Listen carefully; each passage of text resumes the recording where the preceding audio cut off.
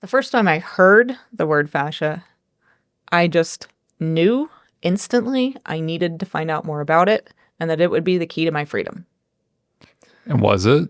Yes, but Okay. not in the way I thought. And we Sure. told that story Yeah. on the last podcast. Why was it intellectually interesting? The fact that fascia is the only element in the body that has a relationship, a direct relationship to every element in the body is very interesting. It should interest anyone, in my opinion, who wants to effect change in a human body or to understand the human organism. Before we dive into today's podcast, I want to let you know about something I've never done before that I'm really excited about, and it is a 9-month study group with me inside the School for Living Science community platform, where we're going to look at the topic of fascia over 9 months. So this is a study group called Secrets of Fascia. It's starting October 2nd. If you happen to be catching this podcast after that, you can still jump in. We're going to have recordings available for you. And maybe you're wondering, what could we possibly learn about fascia in 9 months? That's a long time. And actually, the answer is a lot. So I've been working with fascia for 17 years, and I'm still learning today. I'm still learning new things about fascia today. And one of the reasons for this is that fascia is the only element in the body that touches all other elements. And maybe, like me, when you heard the word fascia for the first time, you just knew intuitively, you sensed that there was something about fascia that could give you answers or give you hope or help you heal. So we're going to learn everything we possibly can about fascia together over a 9-month period. It is by donation. You can jump in anytime. Like I said, the recordings will be there for you. We're starting together live, but you can join anytime after that. So I'm going to leave a link in the description and show notes where you can check it out and join us if you're inspired to go really deep on this topic of fascia. Today's episode is a deep dive into the fascinating world of fascia. So, as always, I've got Stefan here to help us unravel the mysteries of human existence. How's it going? Pretty good. A little nervous now. That's a tall order.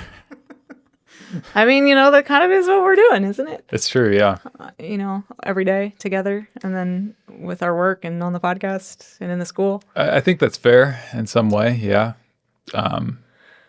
And certainly, start with fascia. Fascia is a mystery because fascia is not what it appears at first glance. And it's been my experience that the more I learn about it, the more I realize I don't know, and the more I realize there is to know about it, there aren't that many things like that when it comes to at least like material reality. Like, how much could we learn about tables?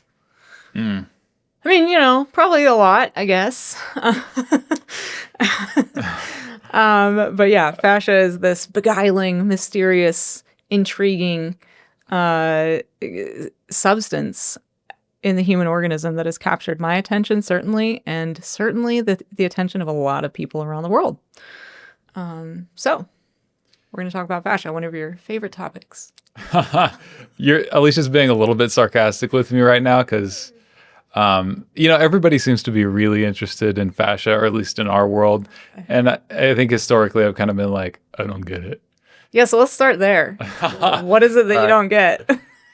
So what do I not get? I mean, on the surface, I guess it's just sort of this substance, and like it has, potential to hold some memories or something like that. I'm not sure. I guess maybe that's what it is. It's like, what is it that people, I'm just trying to think back through my own journey of learning about it. I think the most interesting thing to me with fascia is like, is it some kind of conduit of consciousness, and how we work with it has some effect on that, like the quality of our consciousness. Yeah, we're going to talk about that today. So I think that's where it's interesting to me. Yeah, like if we start talking about like fascia stretching or something like that, I just start to get bored out of my mind. Why? But it's probably because I haven't gone. So this is one of these things, and I've had this experience before. It's like there are a lot of things that you have to go deep on, and they're not necessarily, at least for me, inherently interesting on the surface, but if you stay with them, they're really interesting. Like law. So, yeah, exactly. So I'm maybe I'll become very interested by the end of this podcast. We'll find out. So for the record, everybody, I've never like forced Stefan to talk to me about Fascia or to listen to my, I'm actually being held captive here today. Voluntarily. Yeah. Well, okay, so let's back up a minute, just for those of you listening, and I'm gonna give my fascia spiel that I give every new client who I work with. So I'm a huge fan and a big believer in empowering my clients to the level of deep self-knowledge they need to not need me anymore, and to have both the knowledge and the skills to stay pain-free, to do what they love, to feel healthy without me.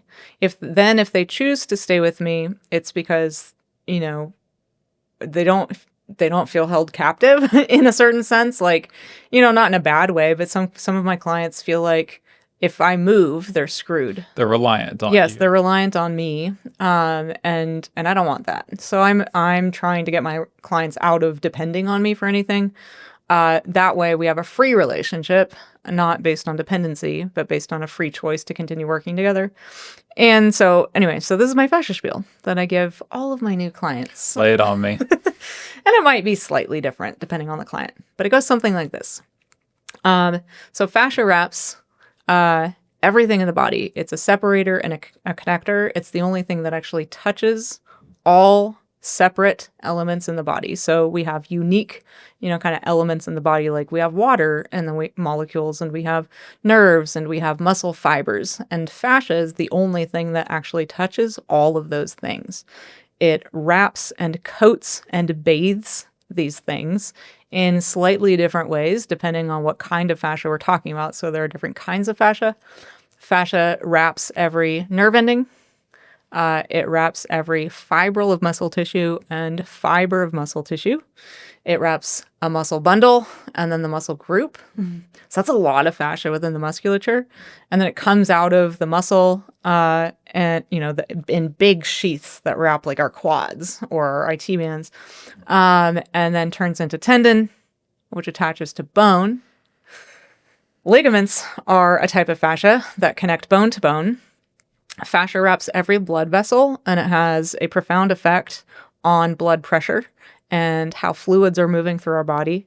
The entire lymph system is housed inside the superficial fascia, so our ability to detox effectively and open our detox pathways is very related to the health and fluidity of our fascia and fascia's relationship to fluid flow in the body. Fascia wraps our organs and our bones, and it is meant to be mostly water and very flexible, but also as strong. It's almost as strong as steel, so it won't change easily. And if it did, we'd be in big trouble. So me stepping on people, if I was saying this to a client, me stepping on you is one way we can actually change fascia. Healthy fascia doesn't hurt when it's compressed. So if I'm stepping on you and it hurts, it's because it's probably unhealthy to a certain degree. So we're going to kind of like unpack a lot of what I just said on this podcast, just like I would in a session. It's just that my clients are having a lived experience of everything I just said. Do you often have people, when you have a client, are they asking you questions about this? Or are they like, oh, cool. Yeah, no, they do. Not, the questions usually come later during the session. They're having an experience that prompts a question. I see. That, they're having an experience they can't categorize or place or make sense of. And so they have a question about it often. In relation to fascia. Yep. Yeah. Like people, like a very common question that I get is, how do I keep my fascia hydrated? Like, should I drink more water? Stuff like that. So that's, a very a sort of a short version of my fascia spiel. If I were then moving on to the actual stepping part, I'd be telling clients like what they're about to experience when it comes to fascia, and what we're going to try to do. But I'm not going to do that today on the podcast. So what I maybe want to just start off with and see if you have any thoughts, or maybe I'll do, maybe this whole podcast will be an Elisha monologue. We'll see. We'll find out. But that like learning these things about fascia intrigued me intellectually. The first time I heard the word fascia, I just knew instantly I needed to find out more about it and that it would be the key to my freedom. And was it? Yes, but not in the way I thought. And we told that story on the last podcast. So why was it intellectually interesting? That there is only one substance in the body touches all other all other elements is very interesting to me.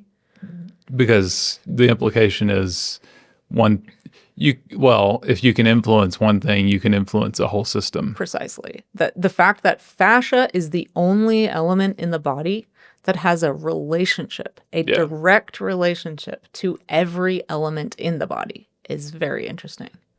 It should interest anyone, in my opinion, who wants to effect change in a human body or to understand the human organism. Because there is no real understanding of the human organism without understanding fascia's relationship to every single individual distinct element. Because those distinct elements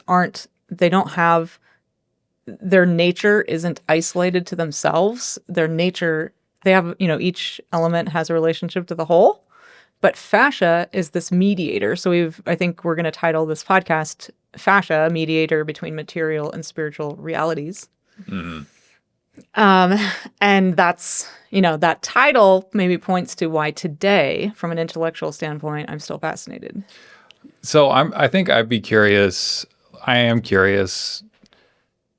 I don't think I fully understand the relationship, and I'm sure you don't either to some degree, but I don't know how deep you and I have gone, probably because of my poo-pooing of these topics that are premature. But I think I'm curious to hear more about what your perspective is on the connection to the spiritual. So I'm sure we'll get into that. And if not on this podcast, many others. Yeah. So, because we're not going to cover everything in one podcast. Yeah. I'd like dinner.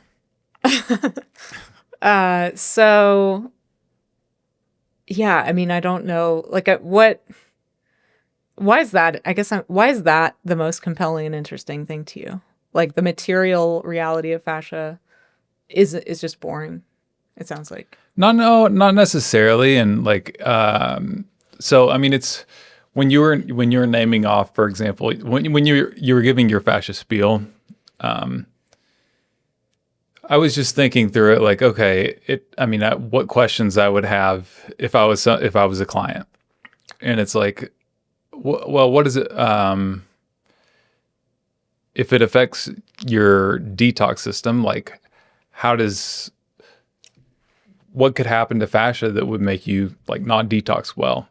And then, as you were talking about how one thing affects another, it's like, well, I could see how, like, if you're not detoxing well, maybe the pH of your blood is off. And then there's like this sort of chicken and egg scenario. And yes. So, I mean, I think it's interesting in that way. I think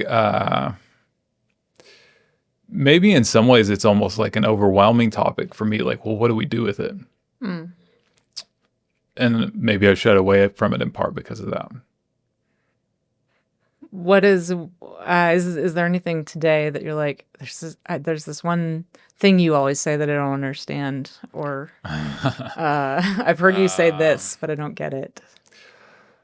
Well, I mean, I think it's maybe even in some ways the title of this podcast, Fascia, Mediator Between Material and Spiritual Realities. So you don't get that? I don't think I fully get it. I understand that we talked about the etheric, right? And I don't really understand the relationship. I know there's a connection, but I don't understand the relationship between the etheric body and fascia. And I know water plays a role there. And I also, it seems clear from my own personal experience and watching a lot of people working with fascia with Kinetix, that there's something to be said about memories being stored there, like in some part of us that's not like just the muscle or just there's something to it there, and maybe it's the water in our bodies, but when you're doing fascia release, you're not just contacting the water, like you're contacting something that's holding it. Yeah. So like you grew up probably hearing this. It's still something we say today. Unfortunately, people say it, but they don't wonder about it. And I wonder about why people don't wonder about it, which is muscle memory. So like we throw out this term muscle memory. What does that mean? Like, how can muscle remember anything?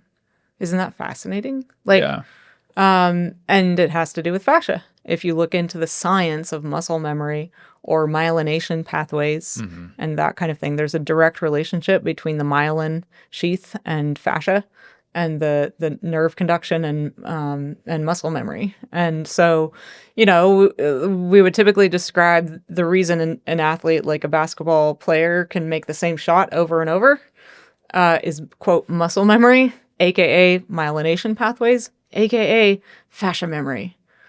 Fascia actually remembers the movement. And so in a way, we could even characterize fascia as the memory body. It's the body that we wear inside that holds all of our memories. Like remembering how to talk, remembering how to drive a car, how to make coffee in the morning. We've learned these things. It's muscle memory, and it performs it automatically for us. That's really interesting. But that's just one thing. So let's put a pin in this whole, like just a bookmark for you and I, because I don't know if it's in my notes anywhere here, to come back to mediator between material and spiritual realities.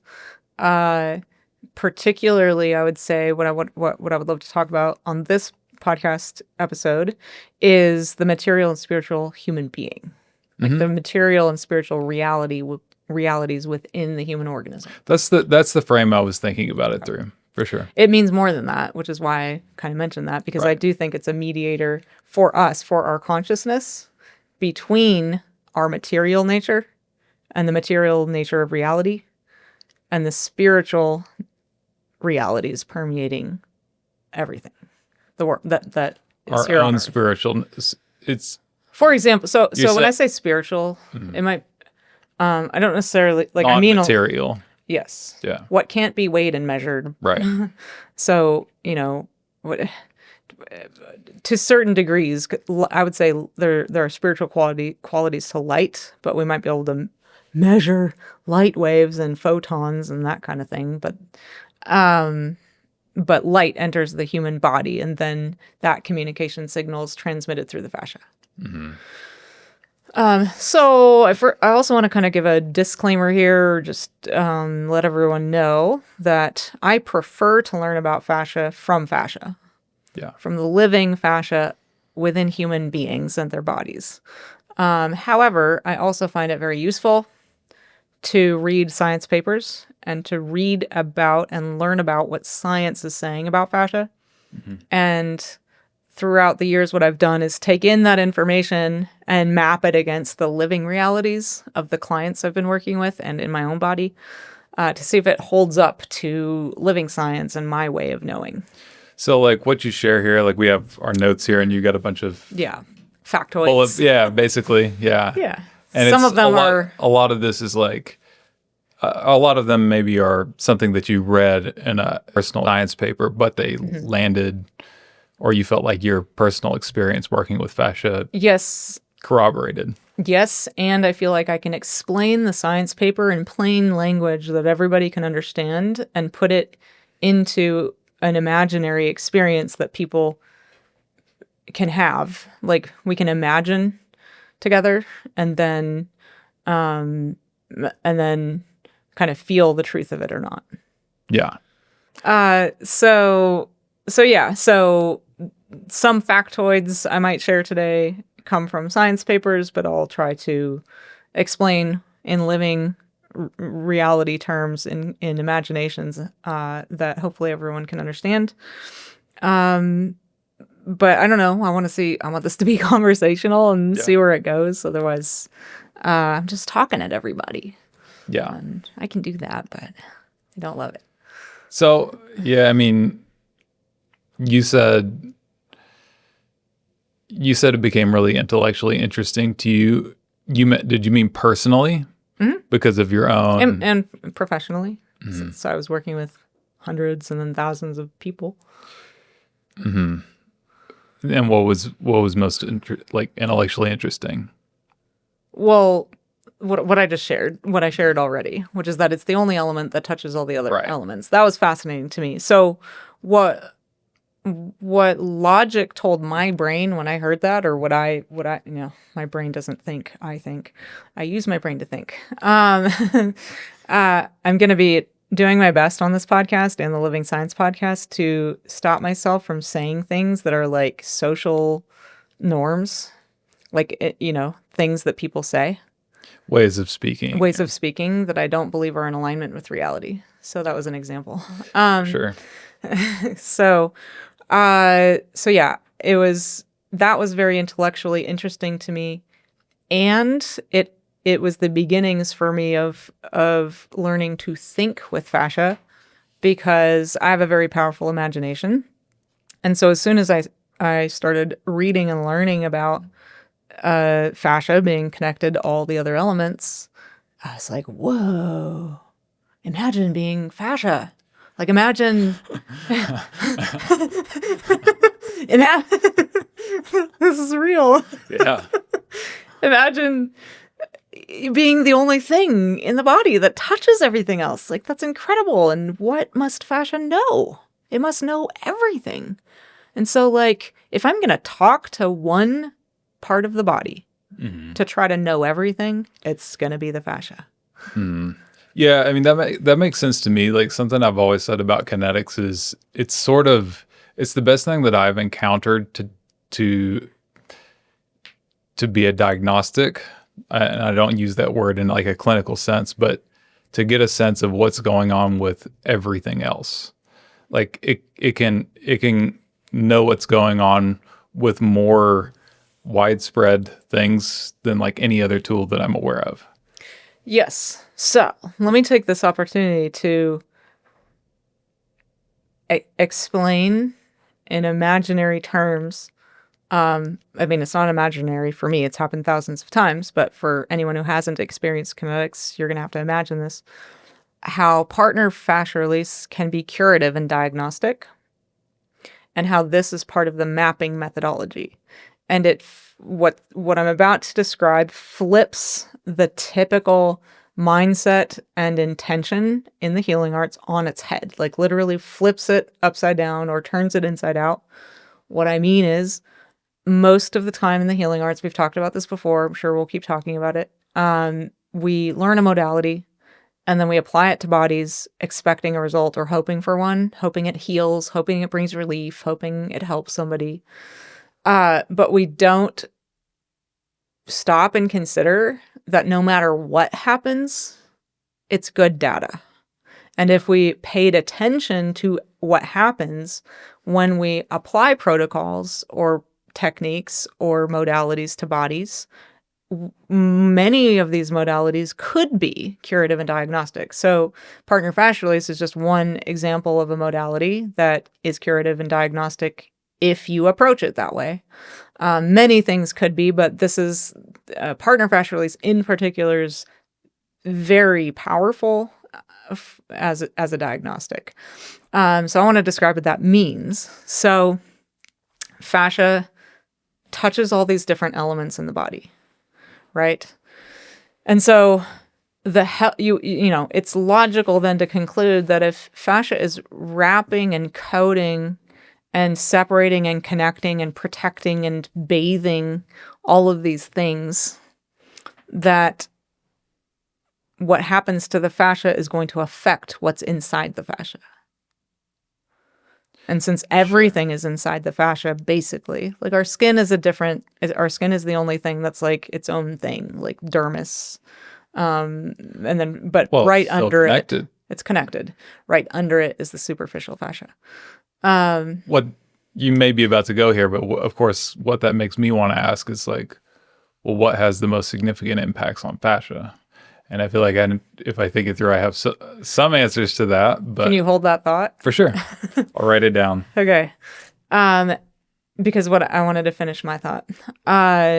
So I was just laying a foundation mentally for everyone listening to then go along for the imaginary journey here.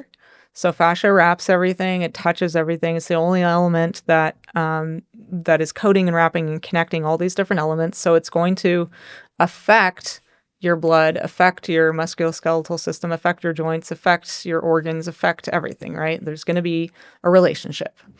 And so when I'm doing partner fascia release techniques with my clients, or with you, we just did some today,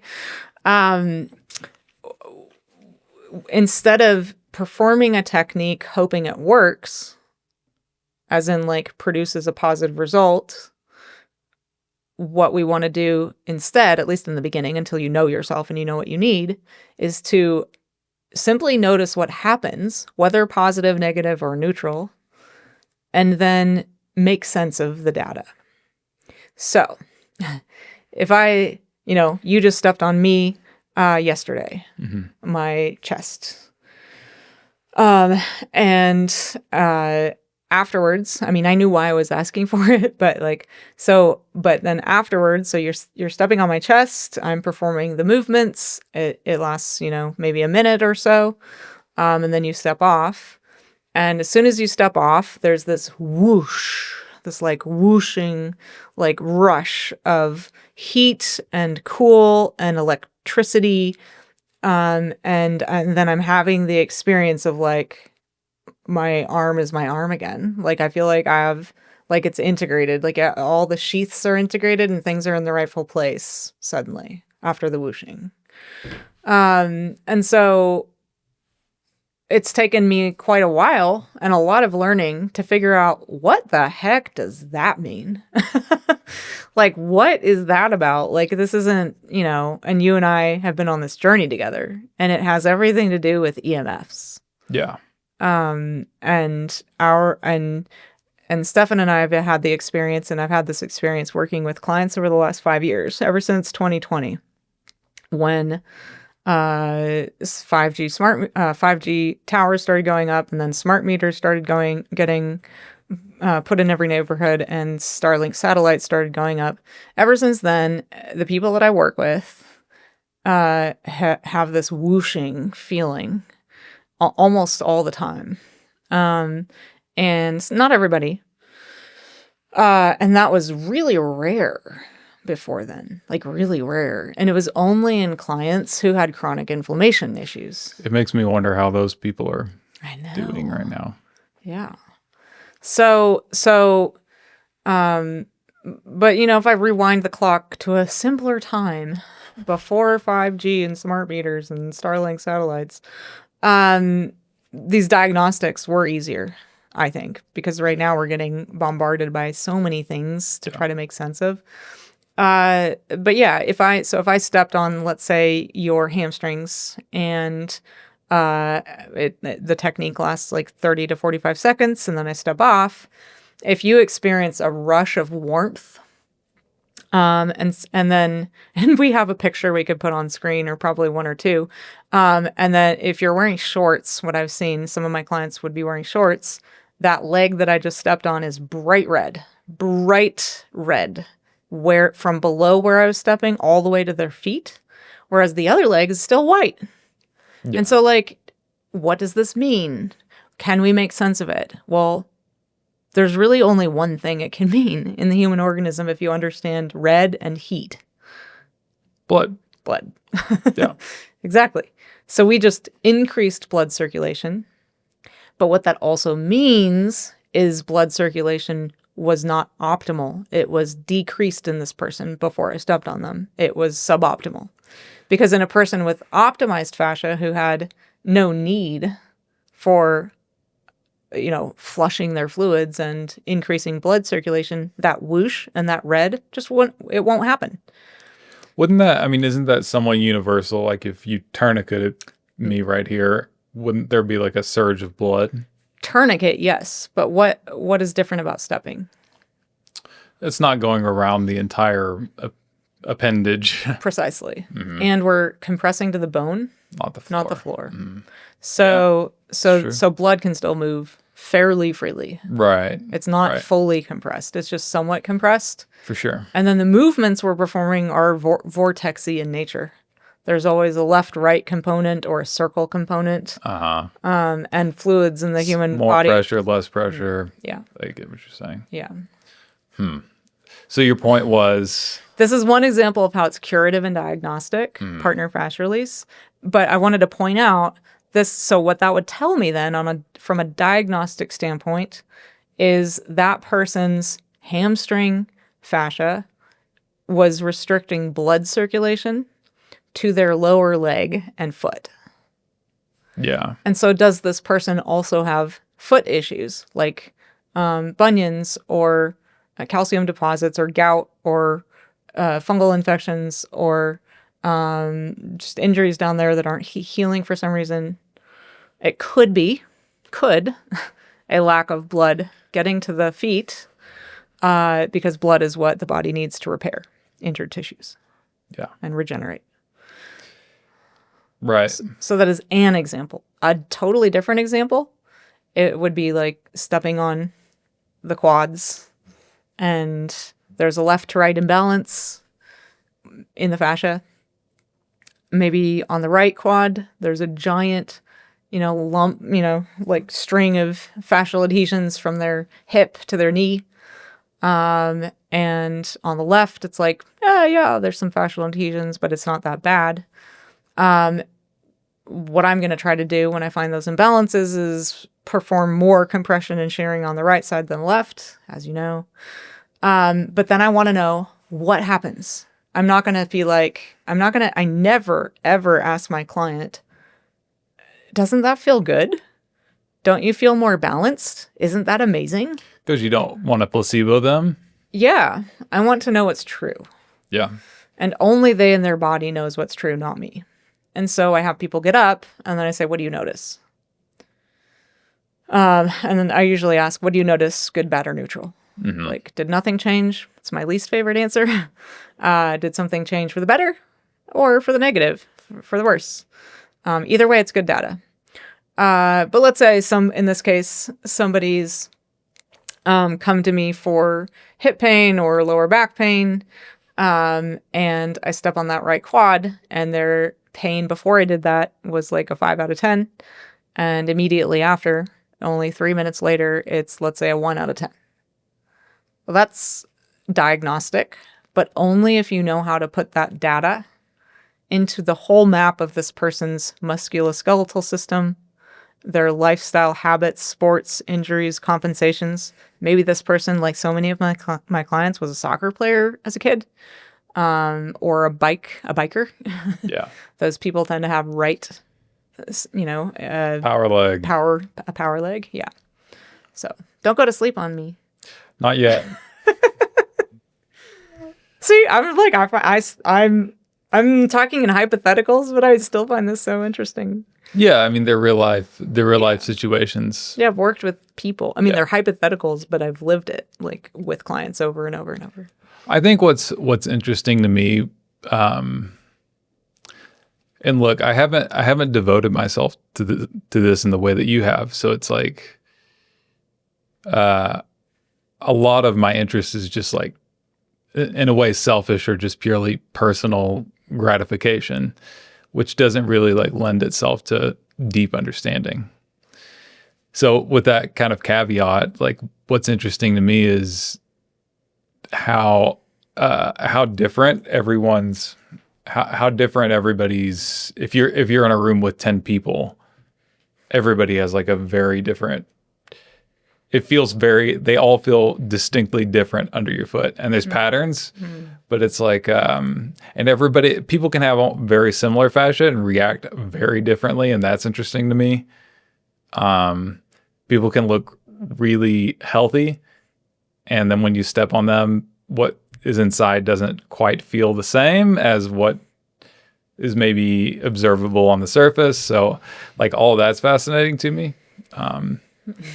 But yeah, so those were just two examples I wanted to give of how fascia, like learning to talk to fascia. Yeah. Like it's kind of, so I kind of consider the partner fascia release is like a call and response. I'm calling to the body, that person's body and their fascia in a very dynamic and tactile and visceral way through the partner fascia release, but it's a call and response process where there's a response back, like decrease in pain or increase in pain or no change at all. I mean, that's why it's my least favorite answer. Like I'd actually rather have someone's pain get a little worse than have nothing happen, because at least that's change, and change is better data. Yeah. So yeah. Where do we go from here? Lots of bullet points. Yeah. What I was thinking as you're saying all that is like, well, sometimes the material side of things falls flat for me, but when it was my body, it didn't, so. What do you mean? Well, I've had knee pain, for instance, and it's very valuable information to me to understand my patterns around that, how they've evolved, anatomically speaking, and then also to have a sense of like what's toxicity, what's reactivity. If there's somewhere you want to take that, go for it. Yeah, I hadn't even really thought to put that in this podcast, but so Kinetix is a mapping methodology, and the mapping method, its aim is to help each unique person in their body put things in the rightful place. The practitioner's job, so if that's me, my job is to help my clients do that, to guide them through that process, to be, to offer them some intellectual information, to share what I think things mean. I also encourage everybody, like, don't just believe what I'm saying. Like, go do your own research. And if it doesn't land, then it's not true because you're the expert on you, not me. But our ultimate goal, is to put things in the rightful place. And this is such powerful healing medicine. I cannot stress it enough. All right, a quick break, and I have a question for you. Do you want to learn partner fascia release and the Kinetix mapping methodology? Because if you do, and you haven't signed up for my free course and beginner's guide, Kinetix 101, then I would like to invite you to do that. Kinetix 101 is my free online course and interactive guide, and it is the best way to start learning kinetics today. You're going to learn 4 techniques, but more importantly, you'll learn why to use them, how to use them wisely, and what the mapping method is really about, because kinetics is a mapping methodology for discovering root causes of pain, degeneration, unhealed traumas, anxiety, autoimmune conditions, and more. Included in this course is an 8-day email course. So you are getting 6 videos that are a course on my community platform, but you'll also get emailed every day. Just a little tidbit, a small lesson where you learn about the mapping method and what exactly we're mapping and how that works. But for those of you who prefer to download and read something offline, you'll get my beginner's guide to the Kinetix methodology, which is that interactive and downloadable PDF. It'll introduce you to the mapping method, the 4 members of the human organism that are part of this mapping process. It's how we put things in their rightful place and make sense of our symptoms so we know what to do about them. And then it includes links to the 4 techniques with instructions for what to practice while learning them. And as I mentioned, there are 6 live class recordings that teach you all about fascia and its role in pain, degeneration, illness, and unhealed traumas, as well as how we use partner fascia release to resolve pain, regenerate the body, restore health, and heal our traumas through the power of partnership and collaboration. Plus, there are 5 other classes that take you on a journey through awakening the 12 senses. Yes, we have more than 5. We have at least 12.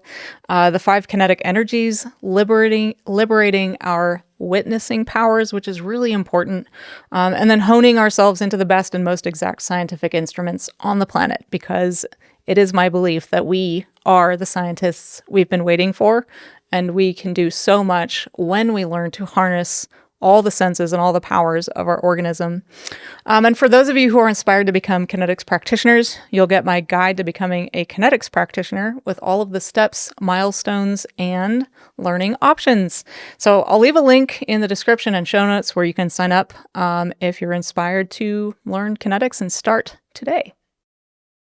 I probably could film podcast after podcast and video after video and teach class after class on it, because it's not an obvious thing for us when we're on a healing journey. Like it doesn't feel like the remedy, but it's the most powerful remedy I know to put things in their rightful place. And so what do I mean by that? And fascia really helps us do that because it touches all elements. Or at least partner fascia release the way that I use it. I mean, yeah, you have to know how to talk to fascia. You have to know how to think with it. You have to know, hopefully, how to know what's true versus a fiction you're projecting onto fascia, because there's a lot of misconceptions about fascia circulating the internet. I could go there, but maybe finish what you were going to say. Well, that's kind of it, but just to maybe point back to, because people probably don't understand what I mean at first when I say put things in their rightful place. Mm-hmm. But so for example, here's a good example. A lot of my clients will ask me when we're compressing and sharing a fascial adhesion. So there's this clunk that I've been talking about forever. We're clunk junkies. We hunt out the clunks. And so those are fascial adhesions. But a lot of my clients will ask me, how do you know that's a fascial adhesion and not just the muscle belly? And that's a really good question. That would be good to know. Like, how do we know? Like, how is it? Maybe it is just the muscle. Like, what's the difference between muscle and fascia? What they're saying is like the muscle is separated by the fascia, like at natural points, and maybe we're just going from one muscle group to another or something like that. Like take the biceps, so I'm stepping on your biceps and I'm having you roll back and forth, and there's a thunk, the thunk, right? Thunk. Yeah. Sounds like a musical too. Kinetix, the musical. I don't think it would sell. But yeah, like that's a good question. Why isn't it? How do we know it's not just the muscle belly? Like, isn't it a muscle knot? Like, what's the difference? Or trigger point? So I believe that's an excellent question. And I don't think there are that many people out there that can answer it from lived experience. Maybe they can from they read something on the internet and it just sounded good, so they repeat it. The reason I can say that I know the clunks are not the same as the muscle belly, is that I have stepped on many people over the years where the adhesion disappeared. So 6 weeks later, let's say if you're one of those people, 6 weeks later, there's no clunk in your bicep when I step on it. It's supple, it's soft. It's like one continuous, supple, soft. It's so hard for me to imagine because something you said before to me too is like not everybody's anatomy is as conducive to that. Mine isn't. Yeah. Like my fascial adhesions have not disappeared. I would guess too, it's given the environmental onslaught that we're facing today, it's probably more rare. I think it is. To be able to get to that place. Definitely. And these were exceptions, not the rule in my practice. These were like really lucky people. Yeah. I didn't know how lucky they were at the time. Because this was happening at the start of my practice. Mm-hmm. And so their muscle belly didn't disappear. Right.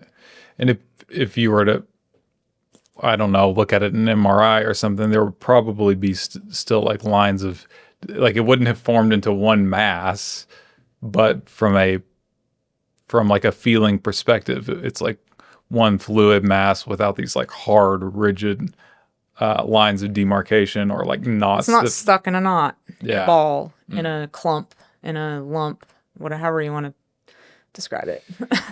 Right. Yeah. So that's one, an example again of putting things in the rightful place. Like that's, oh, that's my fascia, not my muscle. Yeah. That's good to know. It's also good to know, like, what's, when it comes to your blood pressure, for example, what is causing sluggish blood? Is it your fascia and the way it's being impacted by certain factors like EMFs? Or is your blood pressure actually, issues? Are your blood pressure issues a result of you? Because you know how, like, our blood pressure can go up when we're super stressed. What's an example of it not being, or like connected to us? Like, there's an environmental issue or something like you that? stepping on my chest last night. I don't believe that any of that unhealthy tissue or energy is related to my emotions, Right. or my beliefs, or the stories I'm making up about my body, or my traumas. It feels directly related to a few anatomical, physiological things like my posture and the fact that I sit on a computer way too much these days. And mousing and holding a mouse that is literally putting electric currents into my body. My right side is like it's just, I mean, they're both weird. This is the heart side. It always feels very different. So there's like Venus return. The heart is electrical. So you just start to learn. You start to know. Everybody's different. So you have to learn what's what for you and how to put things in the rightful place for you. I have to do that for me. So there's putting things in their rightful place physically or anatomically, but like, so what I was making reference to, and this has personally been the most interesting or valuable, is knowing like, okay, do I have an anatomical problem and it's just a serious problem? Do I have a toxicity problem and it's a serious problem? Or am I just very reactive to now because that fascia is holding something that I'm not ready to face, for example? And all of the above have happened to me. Are you asking a question? Well, I guess I'm just making but there wasn't a question. I guess I'm just making a comment, like or I guess the question would be is like, it sounds like you started out a little more on the material side and then you discover more and more and more. Yeah. So let's talk about this because it's something I wanted to for sure talk about today. And it has to do with this mediator between material and spiritual realities. All right. We're here. Which is that fascia won't change just because we want it to, or perform certain techniques like partner fascia release. So here I am, a practitioner, wanting to use partner fascia release to change my client's fascia to help them resolve pain, restore health, to transform trauma patterns or whatever the case may be, to regenerate physically. And their fascia isn't changing. And they're feeling no different after I step on them at all. None. Zero. No change. Nothing. Zero. When did you, I'm just kind of personally curious, when did you first start to encounter that? Immediately in Boulder. But I know your first handful of clients that like went really well. Otherwise you wouldn't have. Yeah. I mean, those are yeah. But there were also few people in that handful that I don't talk about that often, who didn't get a result, and I didn't take their money. Okay, I interrupted. You were making a point. Yeah. Yeah. So those people really bothered me. Not the people, but like those experiences. Mm-hmm. Because I wanted to know why it works for some people so miraculously, seemingly, so rapidly, so powerfully, and doesn't work for other people. Mm-hmm. Like, what is that?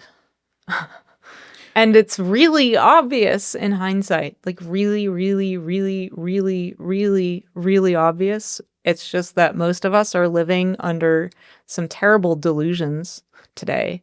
And it took me being a practitioner working with people to break those spells for me. And so now I'm here to hopefully break them for other people. But we're under this really terrible delusion still today, for the most part, that breath work is good for everybody, that certain diets are good for everybody, that getting light first thing in the morning is good for everybody, that there are certain things that are just good for everybody, and there are certain things that are, quote, bad for everybody. Or like fascia release, it's so amazing, it's good for everybody. Actually, the truth is some people are traumatized, re-traumatized. Some people are highly triggered. Some people end up in worse pain. It's not good for everybody. And so like that should be obvious, because no two people, I should say maybe not no two people, but like no one diet is going to work for every human on the planet. Yeah. And that should be obvious, because like, people in Alaska or in the Arctic are probably going to need a different diet than people in the Amazon. Duh. Yeah. And then everything in between. Not to mention we have different, nutritional needs and different genetic histories and different lineages of diet, and that getting passed down somehow. I mean, I'm definitely an Italian. I'd say there's ample evidence of that with regard to your dietary preferences. Yes. Yeah. So we should treat things like fascia modalities the same way. Yeah. And then turn them into diagnostic protocols and processes for learning about each person. So that's what I wanted to do. So I wanted to learn why it doesn't work for some people. And I did. I figured it out, but it took me a long time. Yeah. Because it's not obvious why it doesn't work for some people. It's just obvious that it doesn't. Yeah. I think another thing too is that I've experienced personally is sometimes it doesn't work at a certain point. So for example, when I get stepped on today, my reactivity and ability to benefit from it physically is a completely different world from what it was when I first got stepped on. And I know that other people that's true of too. Yeah, like it's so interesting. It's like I've had the experience of a client, for example, a recent client showing up late, like 20 minutes late, calling me the whole time, talking to me because she had clicked the Google had inputted an address based on my email system that was Longmont downtown rather than my actual address. I had no control over this.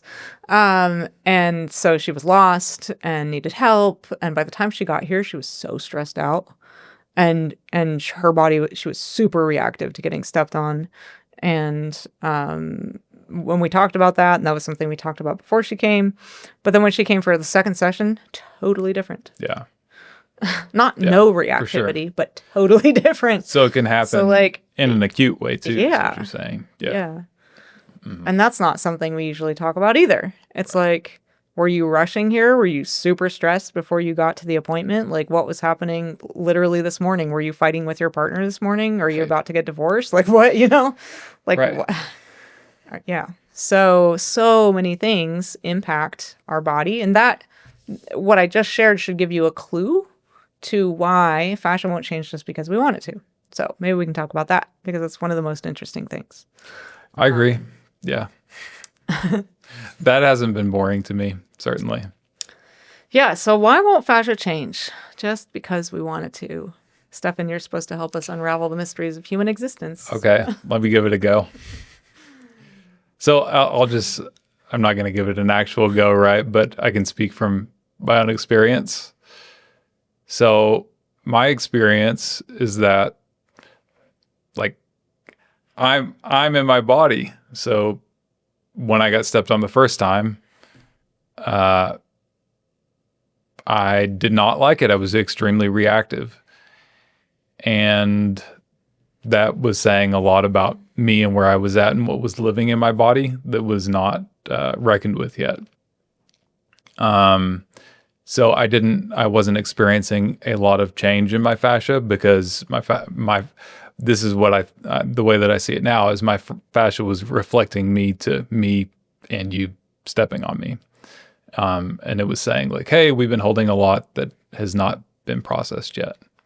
Or I've been holding a lot, or it's whatever you want to refer to fascia as. I called it a we, but yeah. Let's deconstruct that. Sure. If you want to, since you brought it up. Sure. Because I think there's a lot more to it than that. Mm-hmm. And it might not even be exactly that. Like I would agree. It was reflecting you to you and you to me. So you didn't like the way it felt. Yeah. To get stepped on. Yeah. Is it safe to say you felt threatened or unsafe on some level? Yeah. Those aren't unsafe. I wouldn't have used that word but I think you could even say like weak and emasculated in some sense. And some of that's probably more personal, but I definitely felt like,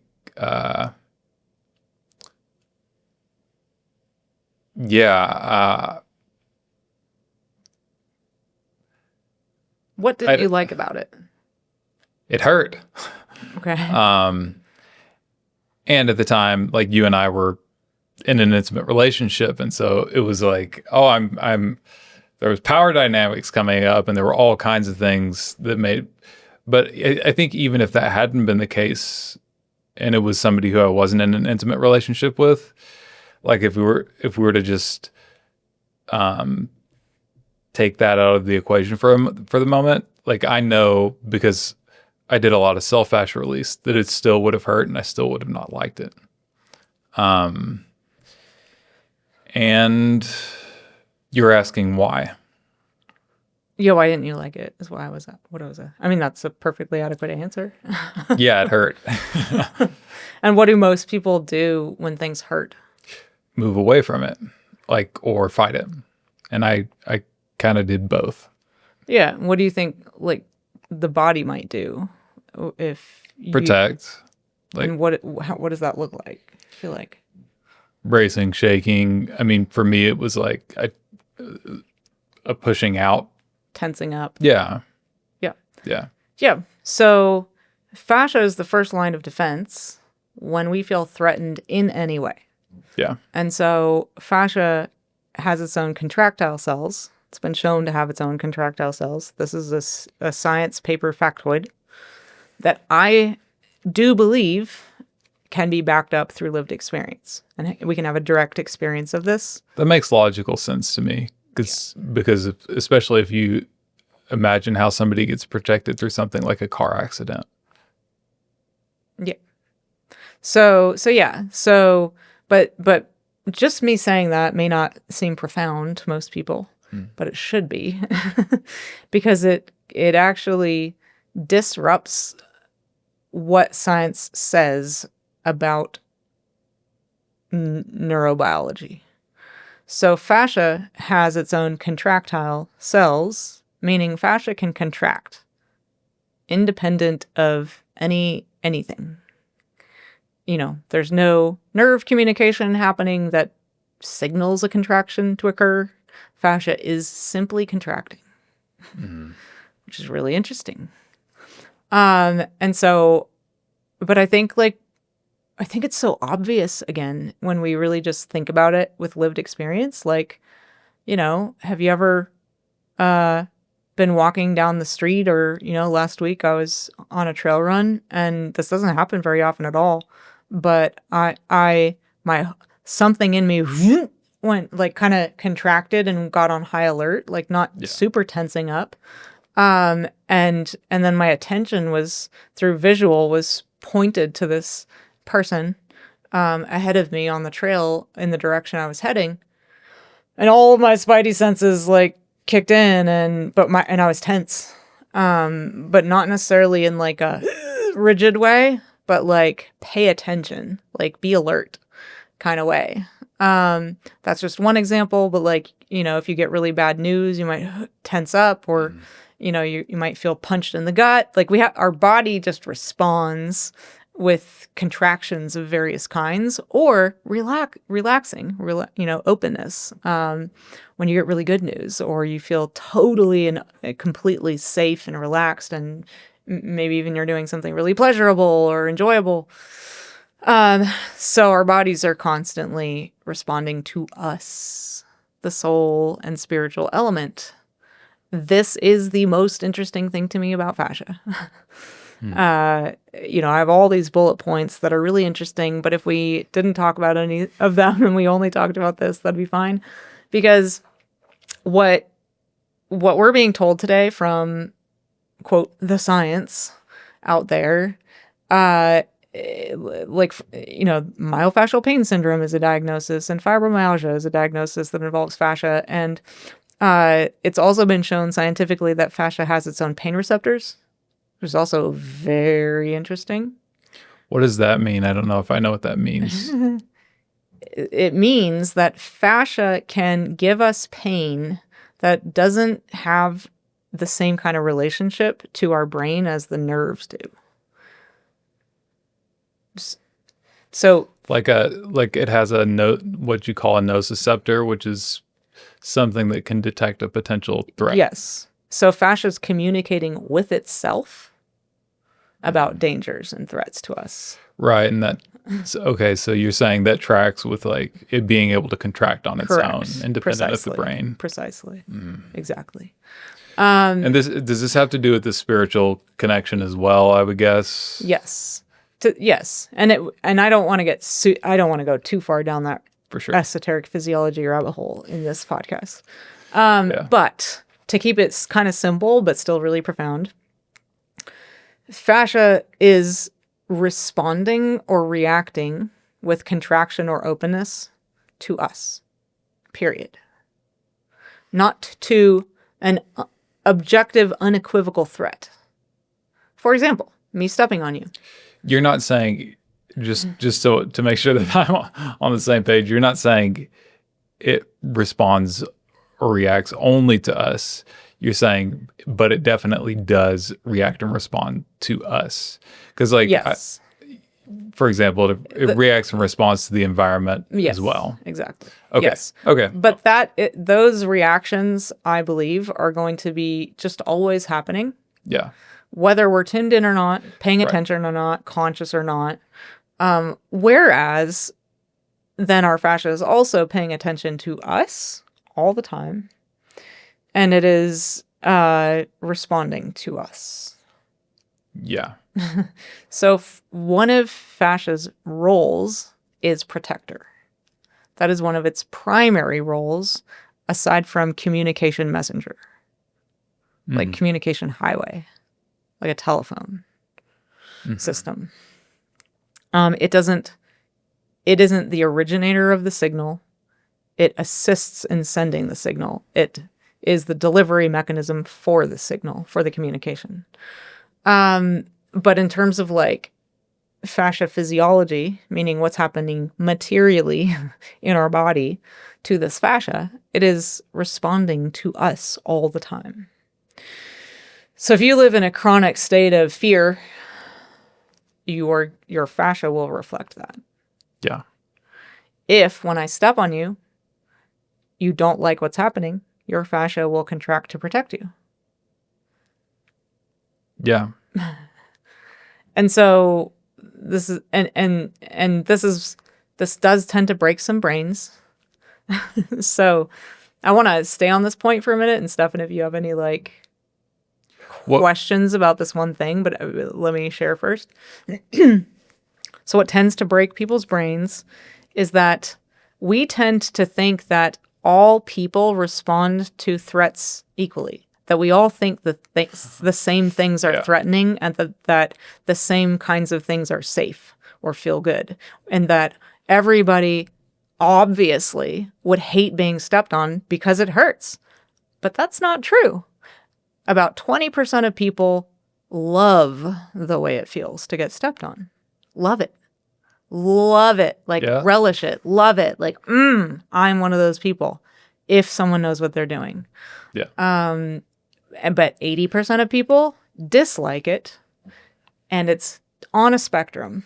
But we have this tendency, this is so this breaks our brains because we think like, well, you're stepping on me. Duh. It's going to hurt. Like, that can't be good, can it? Like, that you could hurt me maybe. So like, of course it would feel threatening.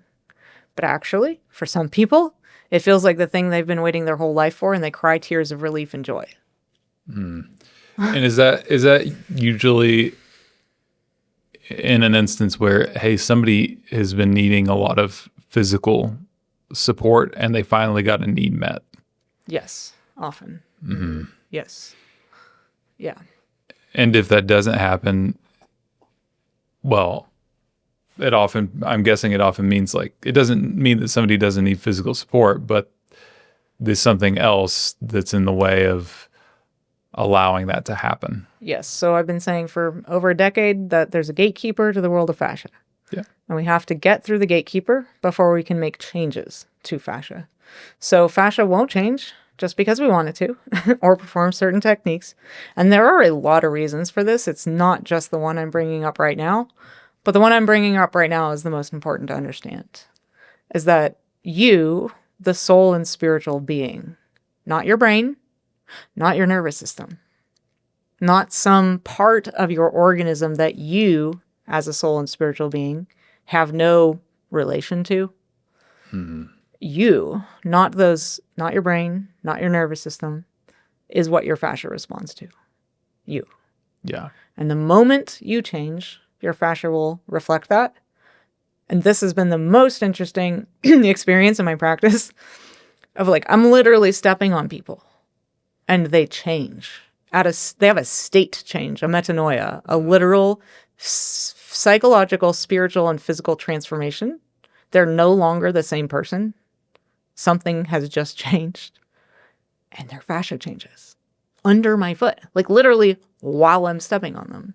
It's the wildest thing. It's so crazy. So that sounds really dramatic but like what's an example of that? What does that look like? Because I don't think I've ever experienced that underfoot, but I'm also not a skilled practitioner. I know what I'm doing, but I'm not like, you've stepped on thousands of people. Yeah. Like what is that? Well, there's the Desiree story, which comes to mind, which is the like most famous story of this, where during the first session, when I was stepping on her, her fascia was just like rigid and like strong and unyielding. And I was thinking that there would be more fascial adhesions in the right leg. So she had left-sided hip pain for many years and was coming to me 6 months post-op for hip replacement surgery. And the surgery didn't fix the pain like it was supposed to. She'd been in pain for 17 years after breaking her hip when she was 19. And so I was expecting her right leg to be more fascially adhesed because she probably would have been compensating on it, taking weight off the left one. But that's not what happened in the first session. Her left leg appeared more fascially adhesed. It let me in. We were getting clunks. There were no clunks in the right leg. And I'm really good at finding them. Yeah. And then I asked her in the second session, or I told her, you've had to be really strong for a long time.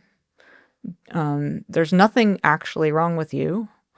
On the MRIs, the doctors all say you're fine. The hip replacement surgery went really well.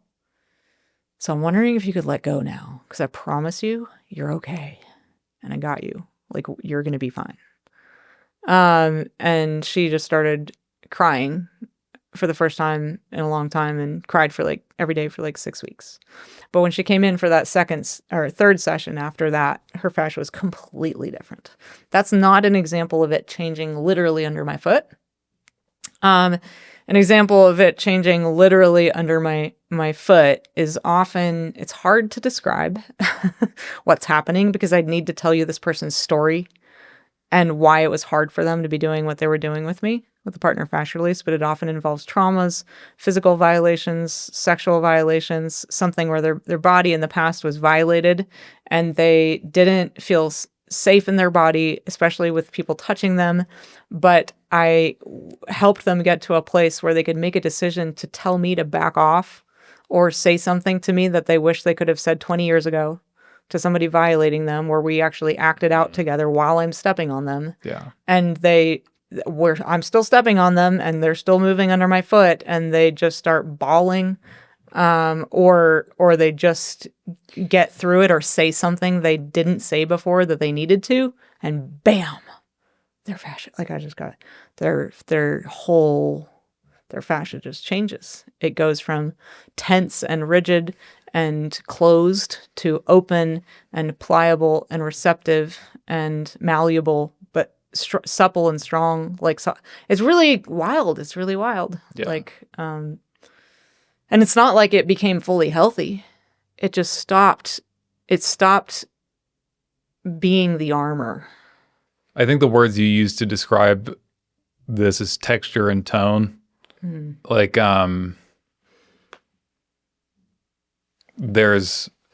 what you're saying is like somebody could still have texture issues, quote, like adhesions in their fascia, but like the tone of it is completely changed because they are completely changed. Precisely. So fascia reflects the tone of our astral body. Yeah. Our soul. Our soul body. Yeah. The part of us that, has traumas, has been through traumas, the part of us that feels deeply with all of our pleasures and displeasures, our pain, our desire, our pleasure, pain and pleasure, desire, fear, hope, disappointment, all that is living in the astral body. And so depending on whatever's living in your astral body gives your fascia its tone. And this is a musical term, which makes complete sense to me. If you think about a musical instrument, fascia is not that different in some ways from like strings on an instrument. And I think that's really fascinating. Just a quick interjection, because that's where I feel like it's also close to my ear, but I feel like when I release fascia on my neck, or like, what we just did, that's where I have the most access to being able to experience what actually sounds like a sound. It's like a tone, and these are like strings. Interesting. Like you hear something. Oh, yeah. Because it's close to your ear. Yeah, definitely. Yeah. Like, it doesn't feel magical. It feels like I just hear something. Yeah. Well, what I'm actually pointing to is more esoteric and hidden from everyday senses than that, which is like, if you imagine, are you carrying in your soul resentment and bitterness and rage and a vindictive attitude or self-victimization or blame or, any of those things from past traumas or wounds or hurts. So whatever you're carrying there will give your fascia its tone. Yeah. And is it a beautiful song or is it kind of an ugly one? And we all have beautiful songs and ugly songs. I know what you're talking about, and because I've stepped on people, but it's not the same as what I just described, actually. So I probably confuse people by saying that, but it's not a sound. No, there's sound vibration that happens in the body, but it's the way that I experience it, and I think you too. You tell me if I'm wrong about this, but it's a feeling. Like if you're stepping, you feel something fundamentally different. That's not a texture. Yes.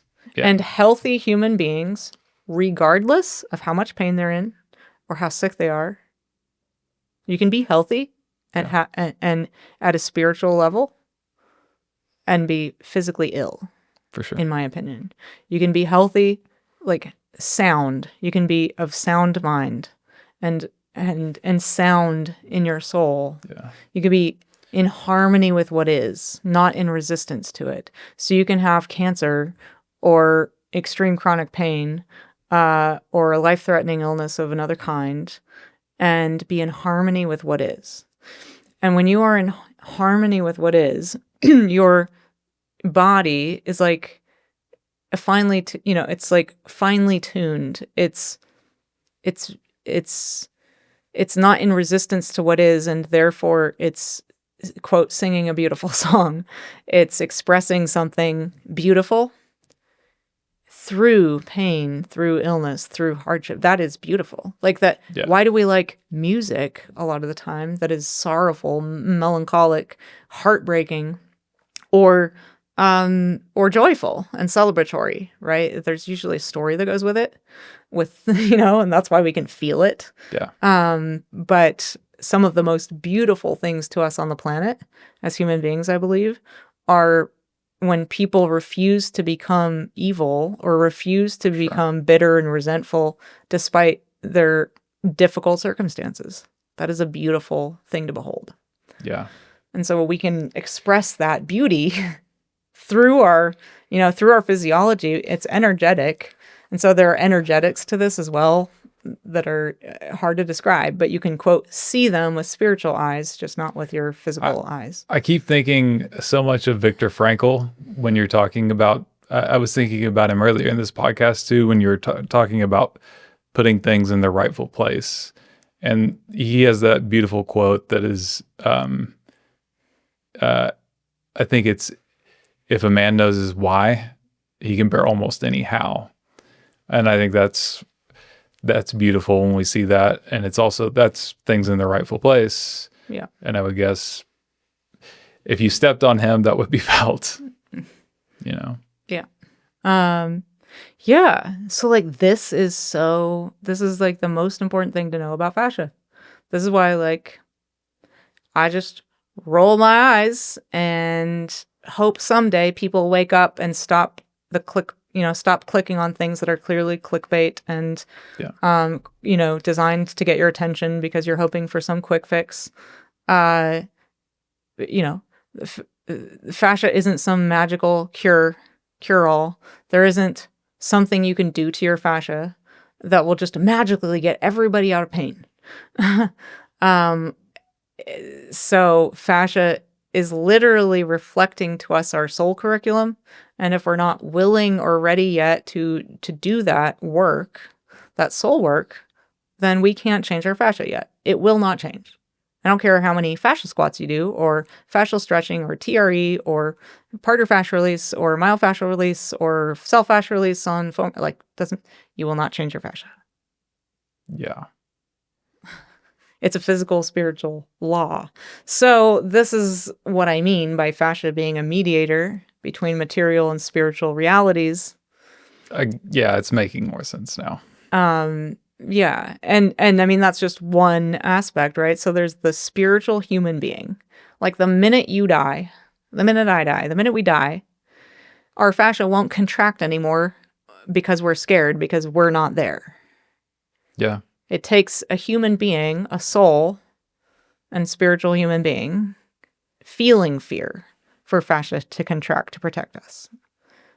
It takes a living human soul and spiritual being inhabiting a body who is feeling the fear of disappointment for fascia to reflect that, or the fear of freedom, or the fear of pain, or whatever the case may be. It's usually it's a fear. Usually, how do you make sense of someone, like, you've probably heard the stories of whether it's an animal or human being who has died, there being like involuntary contractions?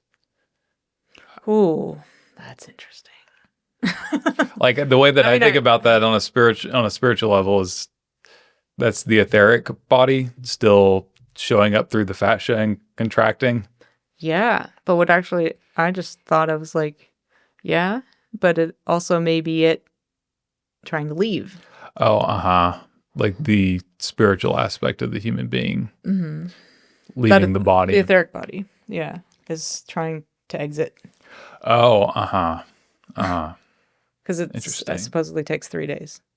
Right. I didn't know that we were going to get into Christian esotericism on this podcast, but yeah, the Christ story, 3 days. Yeah.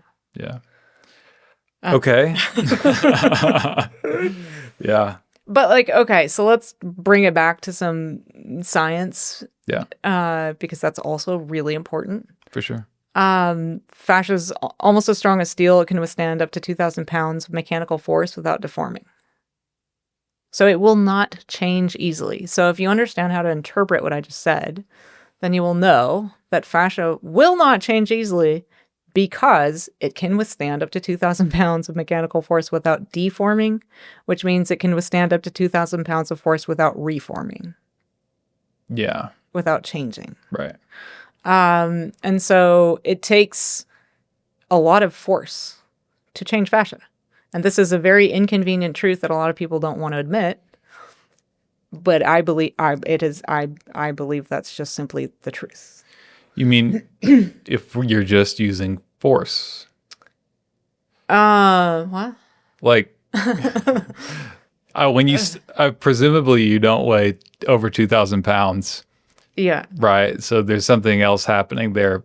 Not that force isn't needed. So fascia will change given certain conditions. If you do not meet those conditions, it will not change. Given other conditions, it will refuse to change because it will be in protect mode, as we just talked about. So if fascia goes into protect mode, it's protecting you probably from the thing you're trying to do to change it, literally, which is kind of hilarious. Right. It's like, you're trying to change me, says the fascia, but you, the soul and spiritual being, feel threatened. You're afraid. And an afraid body is not receptive to change. This is why it has fascia release done well, has so much potential on both sides of the spectrum. To harm or heal? Exactly. Yes. So partner fascia release as a tool can be harmful or helpful, just like a knife. You can use a knife to cut vegetables and cook a delicious meal, or you can use a knife in a really violent way. Right. And so yeah, I mean, but this is something people like. Maybe I'll just take this opportunity to, address a few myths about fascia. I'll try to do it fast because I'm not that interested in lingering on that. For sure. But like, there are people out there who say that the only way to change fascia is to be gentle. But if fascia can withstand up to 2,000 pounds of mechanical force without deforming, I'm not sure that gentleness is going to change fascia. However, and I'm not saying we should be violent. And when I say force, I don't mean violence. I don't mean forcing. What is a force? Mechanical force, radiant energy is a force. Thermal energy is a force. So we'll come back to that. But yeah, there are a lot of people that say you have to work with fascia really gently and really, slowly. And if you don't do that, you'll damage it, or typically I think what's said is that the nervous system will kick in and go into a fight or flight response, and then you won't change the fascia. Oh, well, I would agree with that. If a person is going into a fight or flight response, fight, flight, freeze, fawn, yeah, we're not probably going to be changing the fascia unless we harness the fight response and use it to change the fascia.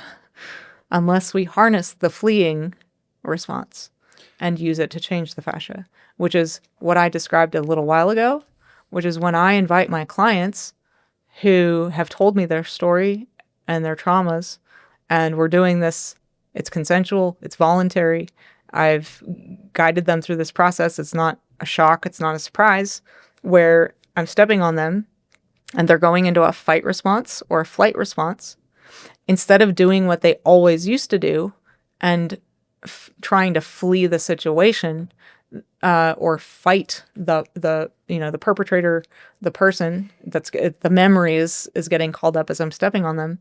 They do or say something that they didn't do before. Yeah. They tell me, get off.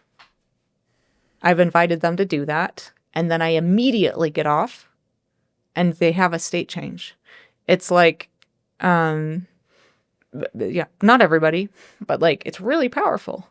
So and then they're receptive to that, opens the door. That's like the secret code that unlocks, that allows me to turn off the alarm system that has been going off in their house when I try to step on them and change their fascia.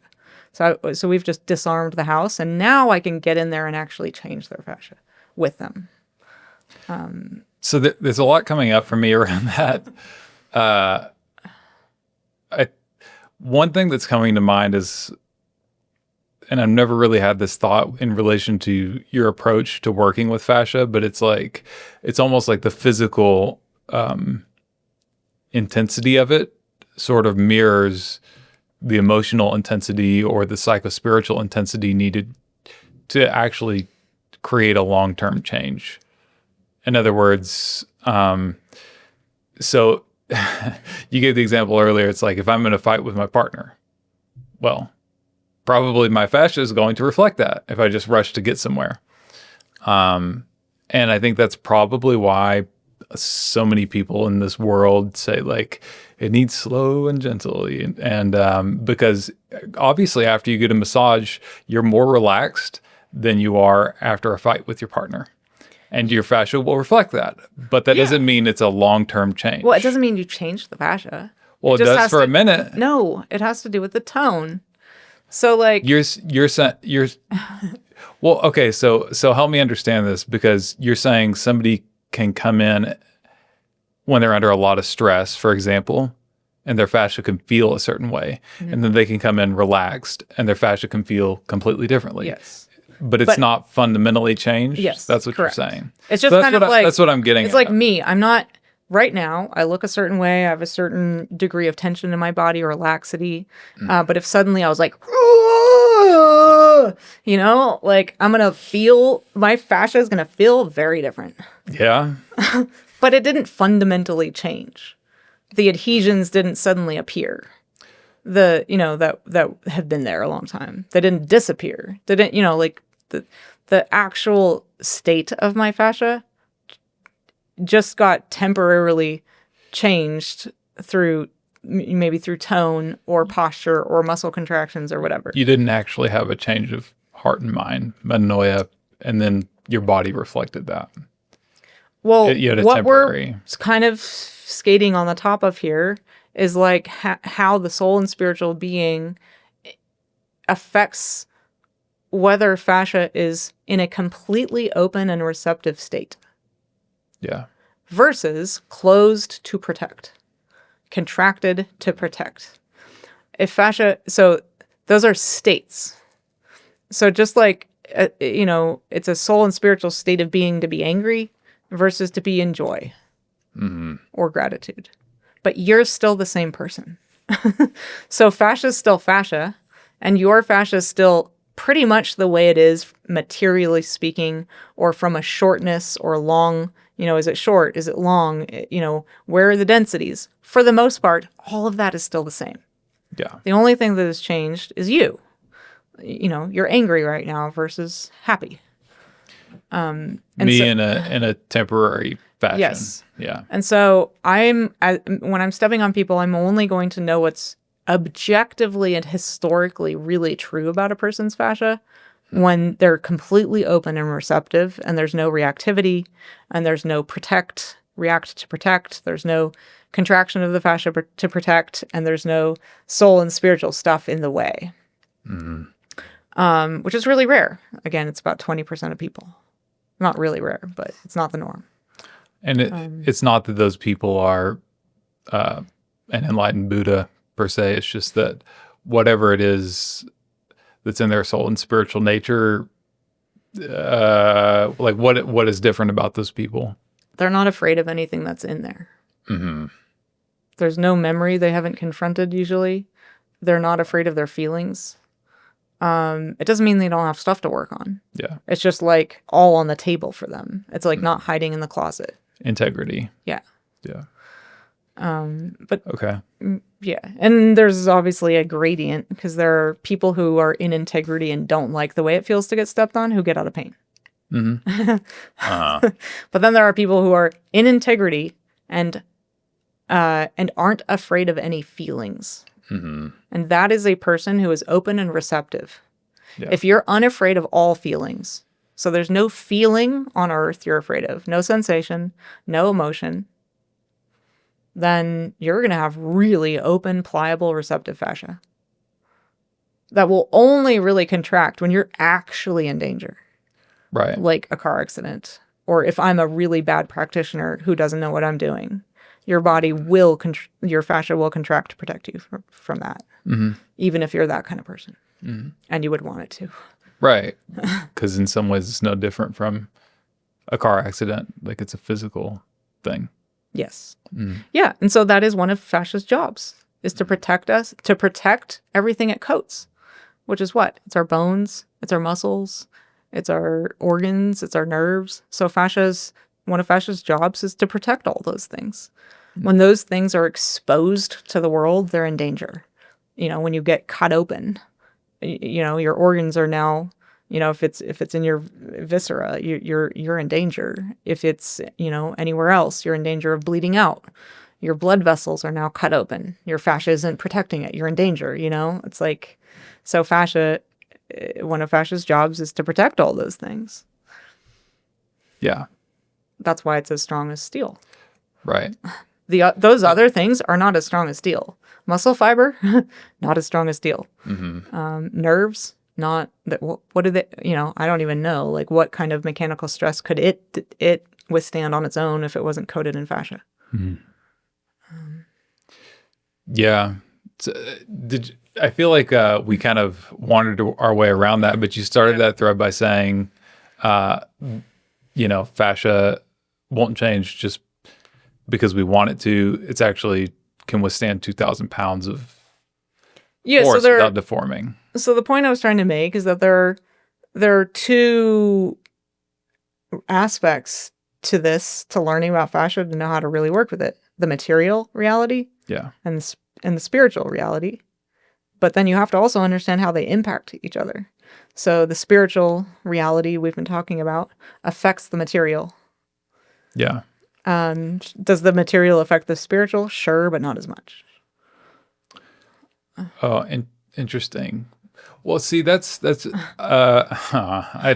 doesn't fully land. That doesn't fully land with me, but maybe in a way it does, because I'm getting a little bit abstract now because I believe human beings are free, and in that sense it lands with me. But where my mind goes is like, well, yeah, but if, for example, if somebody encounters a poison, it has a pretty profound effect on their spiritual being. Sure. When I'm talking about fascia. Like the material, spiritual reality, that fascia mediator between material and spiritual reality. Gotcha. I mean, it's the mediator. It's also material in nature, but there's a lot happening that I would argue is esoteric, hidden from that's happening, that we can kind of barely conceptualize. And a lot of science has been done on the more mysterious aspects of fascia, but not a lot. And I kind of look at it with I take it with a grain of salt, because I prefer to do living science and learn from living fascia. But yeah, so there's a lot to fascia, I believe, that we still have yet to discover. So one of maybe I want to share this because it has to do with the nervous system and the human soul, which is that mediator. So this is one important thing to share about fascia. So we have nerves in our body everywhere. And signals are sent, electrical signals, from the nerve to the brain. Those electrical signals have to leap from the nerve into the fascia. And then that electrical signal travels through the fascia, through the extracellular matrix part of fascia, to the brain. Okay. What's sending the signal is my question. Rhetorical. So there's a nerve that sends a signal. Okay. It's very abstract. Like, I've never seen a nerve in real life. Yeah. So we're going to unpack this on Living Science podcasts in greater detail. Mm-hmm. But our nerves are constantly so I wanted to bring this up because too often today we're talking about the nervous system in ways that to me don't align with reality. Right.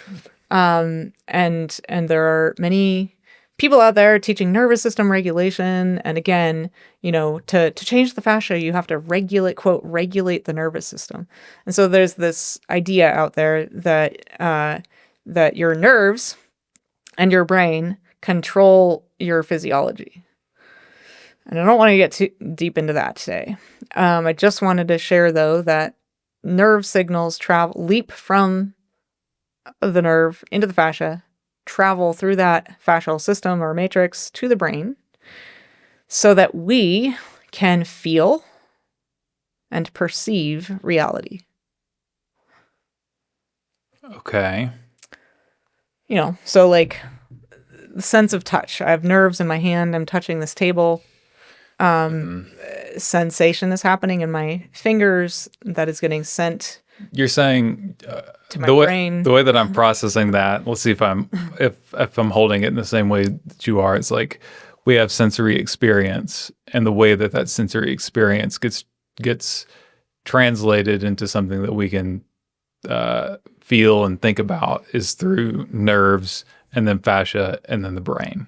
Yes. Basically. So we can intercept those nerve signals by working with fascia.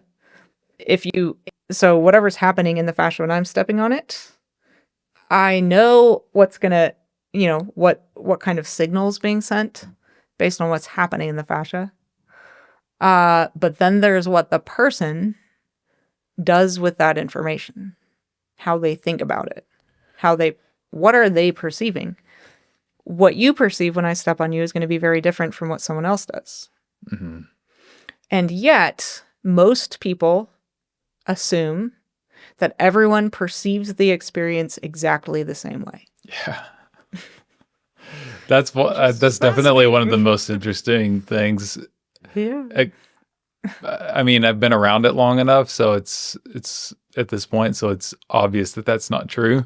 But it still sort of surprises me how many people that's like the default assumption. Yeah. Yeah. But that's an example, though, then of fascia being the mediator, in my opinion, between material and spiritual realities. Mm. Because, so what is a mediator? What do you usually think of when you think of mediator? Communicator between two parties. Yeah, usually because they can't communicate with each other. Yeah. Yeah. Very interesting, right? Mm-hmm. That's why this makes sense to me. Mm-hmm. So I feel like a mediator often when I'm working with clients between that person and their body. Mm-hmm.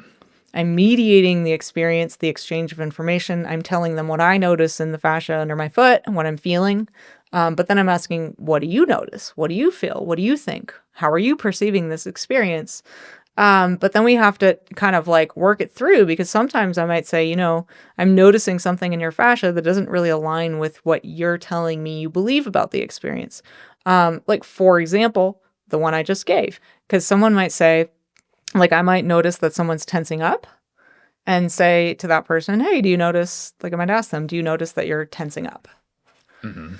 And they might say something like, yeah, it hurts. Like, yeah, you're stepping on me. Yeah. What they're actually saying without saying it explicitly is, duh, anyone who would be getting stepped on would be tensing up. Yeah, for sure. And that's not true. Mm. And so now the moment that happens, I'm a mediator between, objective and subjective reality. You are a mediator. Yes. Mm-hmm. But so is their fascia. Mm-hmm. And so because their fascia is the mediator, it's mediating communication between that person's body, where they have nerves, and the way that they, as a unique soul and spiritual being, are interpreting what's happening, interpreting the felt experience, the sensations, the emotions, the feelings. What's happening? I see they're like. No, I'm just not. I'm not sure how much I'm following that. Oh, really? Okay. Yeah. What? I think I got lost a little bit when you were saying you were the mediator, but you were also giving an example of. Mm-hmm. Okay, so here's how I'm. There's something that you wrote in your notes about the 5 kinetic energies, and so the way that I'm sort of framing all of this is like there's the outer world, and then there's our body, and really it's kind of made up of the same stuff. And fascia is a part of our body, but it's unique in some way. And so then we have the soul and spiritual element. And so our soul and spiritual element, maybe through fascia, can experience both itself being reflected back to through fascia and the body or something like that. It's like, okay, if there's something I'm not prepared to feel, in some way that gets reflected back to me, like I have an experience of it. And that's done through fascia. Well, this is where like when we started the podcast, I was like, I don't know if I understand it. Well, good. Great. That's why we're here. Yeah. So, and I do believe these are difficult concepts to grasp because it requires thinking with reality. It requires having the imagination for reality. Which is something we usually have to cultivate. You're saying I haven't? I don't know. It's not for me to say. Well, let's find out. So,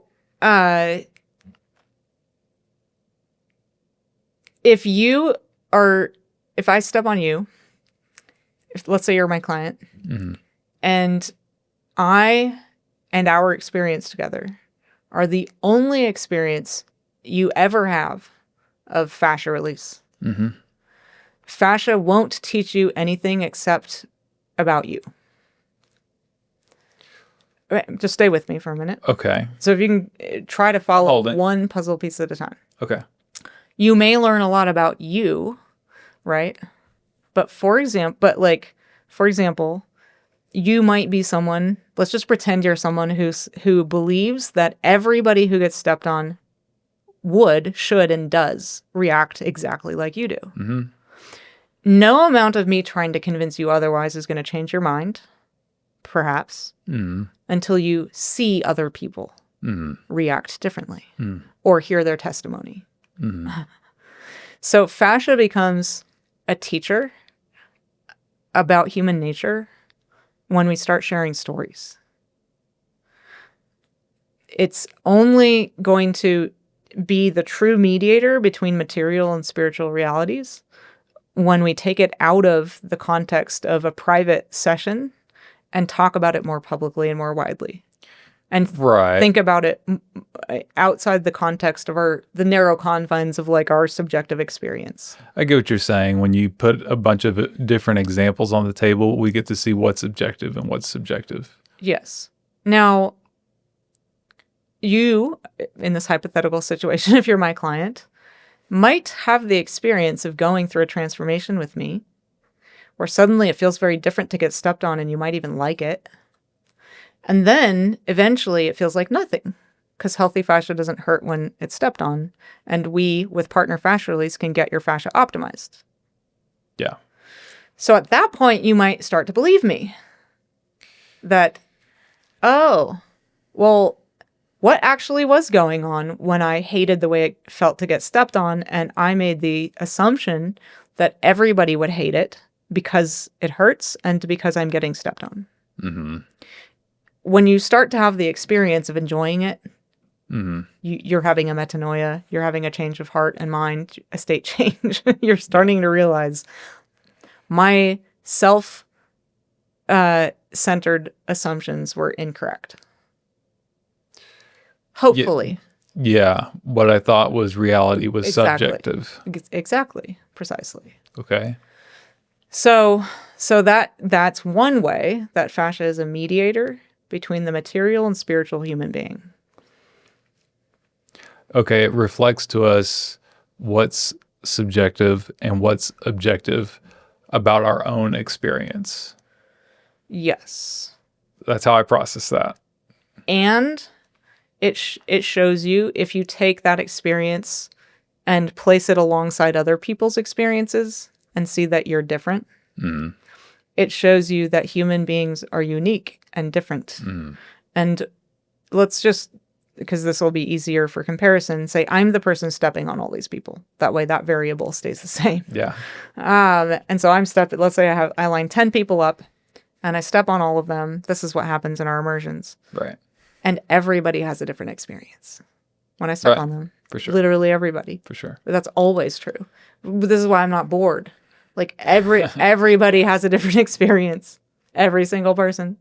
And so it's the human being living in the body that makes it interesting and that determines what happens. And so, but that most people, again, are thinking materialistically. This is the point I'm trying to get at, like making one point at a time with you here, is that most people are thinking, this is my material body, my physical body. You're stepping on it. Therefore, it would make sense that it would hurt me and everyone else. Right. To be stepped on. Right. When somebody punches me, it hurts. Precisely. It hurts everybody. 100%. Correct. Thank you for bringing, like, yes, exactly. Okay. That's not true, though.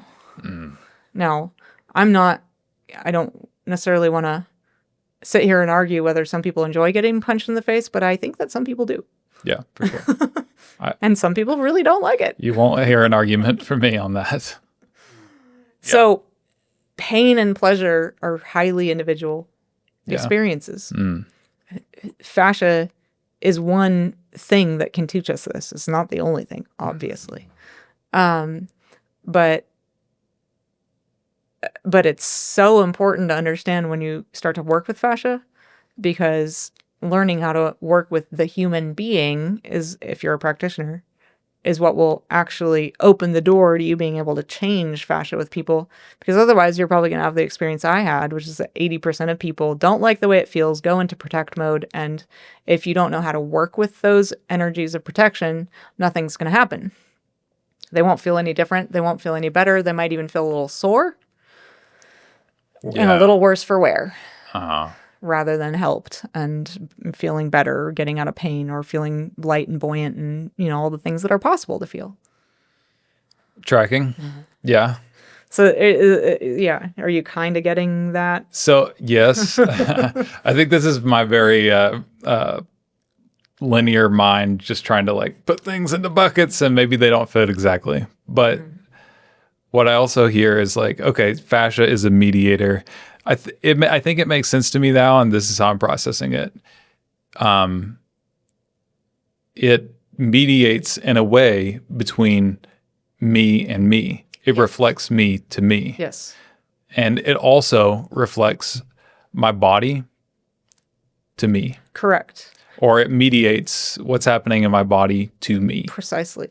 And the first one that you mentioned, reflecting you to you, is what most people don't want to do. They don't want to see it. They don't want to admit it. They just want to think everybody's going to react like this. It's a material reality. It has nothing to do with me, the individual. Well, but it does. It has everything to do with you, the individual. Yeah. Yeah. So it's a mediator between the material body and the spiritual human being inhabiting the body. Right. It will show you who you are at a soul and spiritual level. Right. And so that's in a lot of ways the work. And then yes. But before people think like I'm getting too esoteric and reading way too much into fascia here, I want to just say that life does this also, definitely. Not just fascia. Yeah. Your relationships show you who you are. Your life shows you who you are. Your bank account shows you who you are. And I'm not saying you should have a lot of money, and if you do, you're a good person. That's not what I mean. I just mean everything is a reflection of who you are. Your friendships, your career, your everything. Definitely. Right. So fascia is just one other way we can know ourselves. Right. Yeah. Okay. Cool. I think that feels clear enough for one podcast. Yeah. I just want to look over, see if there's anything else I want to cover before we close, or see if you have any other questions. We didn't talk about fascia and its relationship to water. You brought up the 5 kinetic energies, very important, but I'm feeling like maybe we save those for future podcasts. Let's see. Ooh, yeah. And then I at the end here was like, is the nervous system dying to be replaced by a fascial matrix that connects us to the knowledge field? So Tanya, if you're listening to this, I know you want that podcast. I love you, Tanya. And for anyone else very interested in esoteric physiology and how fascia connects us to something that I and other people call the knowledge field, we'll record a podcast on that in the future, because that would be way too much for today. Let's see. I think I maybe want to do. I do want to share that we can change fascia, and that, like, I really wish this wasn't true. I really, really, really, really, really, really do. Personally, selfishly, I don't know of anything that can really truly change fascia, like partner fascia release. The modality. I'm not just going to call it kinetics right now. Kinetix is for mapping. Partner fascia release, when you know how to use it and you know why to use it, and you know, like, for example, me and you, we step on each other. You know your body, I know my body. Sometimes we problem solve things together, but most of the time you know what you need and you just ask for it. I know what I need and I just ask for it. Like, hey, can you step on my chest? Hey, can you step on my neck? Hey, can you step on my calves? It is an amazing tool. Absolutely. It's the only thing I've ever found that can provide instant, rapid results. Yeah, we need it. And I really wish that wasn't true. Like, it's so inconvenient, even for me. And I'm super grateful to have you and to step, but we don't step as much as we need to, because it takes time and we have to schedule it. But I'm so grateful that we do step on each other. We should do more. I agree. I think hopefully this podcast will inspire us to do more. But yeah, knowing what conditions are necessary to change fascia, and then having this tool of partner fascia release is, I believe, going to be life-saving for me in the world we're currently living in, with so many toxins and polluted air and EMFs and smart meters and satellites. And, we're here recording a podcast and we have lighting that's literally, I feel like, aging me dramatically as I sit here. Yeah. So it's an amazing tool, but you really have to know how to work with it, and it will only change under certain conditions. And what I want to circle back around to, because I meant to say this earlier and I didn't get to it, we got off on another tangent, is that it's also really important to understand what fascia you're trying to change and why. So when people talk about being really gentle and needing to go really slow and needing a slow drag or having skin on skin, I hear superficial fascia only. They're not changing the deep fascia in the musculature, or the fascia wrapping blood vessels, or the fascia wrapping bone. And there's something to be said too for the pressure on our bones. Our bones regenerate when pressure is applied to them. They need stress, actually, to stay strong. And so, we need stress to stay strong as human beings. Right. And stress has a bad rap. And we're way too trauma informed, in my opinion. God, I can't believe I'm saying that, because there was a time in my life where I was like, God, I wish people knew about trauma. And now I think we just pathologize everybody and over titrate and over caretake and really try to be gentle and not hurt anybody. And I don't think that's helping anyone personally. Yeah. It's good to be aware. It's good to be conscientious. No one needs babying. Right. We're all capable. We're all capable. We want to be seen. We don't want to be babied. Yeah. Maybe some people do, but that might not be what they need. Sure.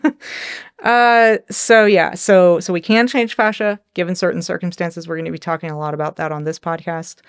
And I think that's probably it for today. The only thing that I want to end on here, Stefan, maybe it'll be like a cliffhanger for another podcast, is what you said is the most interesting to you. So what I've learned we can do, or at least that I can do, and if I can do it, other people can do it, is by connecting our consciousness with fascia and really learning to imagine being the fascia and starting to think with the fascia and feel with fascia, which has its own nerve receptor network and pain receptor network and contractile cells. And it is that carrier of information coming from the outside world up into the brain, into the body. And then it's constantly communicating with itself about everything happening in the body because your liver is always talking to your kidneys and your bones are talking to your muscles and everything's talking to each other all the time. And those communication signals are traveling through the fascia. Yeah. So if we can put our consciousness into the fascia, penetrate it with our consciousness, with our awareness, with our presence and our attention, and then learn to think with it, feel with it, and even will with it, we can intercept all those messages and put our consciousness into a different part of our being than we're used to thinking with. That's interesting. I mean, very curious to have that conversation. I feel like I've experienced that on a physical level, but maybe not so much on a thinking with fascia to see what it's prompting me to do psychospiritually. So be very curious to open that can of worms. Yeah, so this is like skating the surface about fascia. We really only touched on a few key points, really.